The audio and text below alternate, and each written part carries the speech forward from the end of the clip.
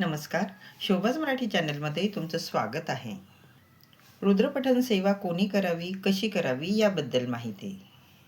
डोक्यावर कर्ज असेल, कर्ज फिटत नसेल, कोणत्याही प्रकारचं व्यसन असेल, मुलांचा हट्टीपणा, घरात आजारपण असेल, यासाठी ही रुद्रपठणाची सेवा अतिशय प्रभावी आहे.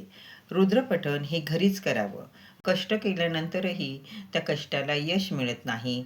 तसंच कामामध्ये अडथळे येतात. म्हणून ह्या सर्व गोष्टींचं निवारण करण्यासाठी, कष्टाला नशिबाची साथ मिळण्यासाठी आपण सेवा करत असतो. आपल्या मेहनतीला यश मिळावं, कष्टाला यश मिळावं, साथ मिळावी म्हणून रुद्रपठणाची सेवा करायची आहे. सेवेला तुम्ही केव्हाही सुरुवात करू शकता. कोणत्याही शुभ दिवशी केंद्रात जाऊन नारळ, खडीसाखर ठेवावी. महाराजांना प्रार्थना करा की महाराज, माझ्याकडून ही सेवा कोणत्याही अडीअडचणी न येऊ देता निर्विघ्नपणे पार पडू द्या, करून घ्या, अशी प्रार्थना करावी असं म्हणावं. सेवा ही 40 दिवसांची आहे. तुम्ही सेवा सकाळ, दुपार, संध्याकाळ जमेल तेव्हा केली तरीही चालतं. सेवेची ठराविक वेळ असावी. सेवा कोणीही करू शकतं. 40 दिवस मांसाहार वर्ज्य, परान्न वर्ज्य. शिवपिंडीवर पाण्याने अभिषेक करायचा आहे.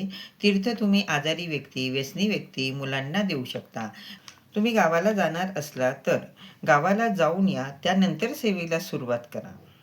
मासिक धर्म आला तर ते 4 ते 5 दिवस सोडून द्यायचे आणि पुन्हा सेवेला सुरुवात करायची. ज्यांना वाचन करणं शक्य नसेल किंवा ज्यांना वेळ मिळत नसेल, संपूर्ण रुद्रपठण करणं, वाचणं तुम्हाला शक्य होत नसेल तर तुम्ही शिवमहिम स्तोत्र वाचलं तरीही चालतं.